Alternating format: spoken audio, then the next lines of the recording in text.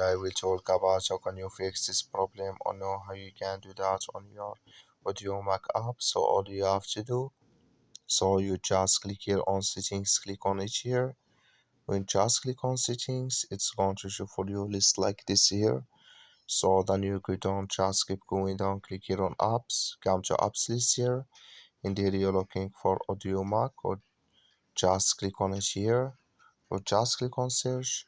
Then here at Audiomack you just click on it. So then it's going to take you to this list. Click on for stop, click on OK. Then you go down, just click on storage, come to storage list here, just click on clear cache. Then all you have to do, so you just go to your Play Store, click here on Play Store here, and here you search here for Audiomack. It's going to show for you like this. You will find here update, click on it, and it's going to work with you. That's all you have to do. Thank you for watching. Don't forget to support us by liking and subscribe.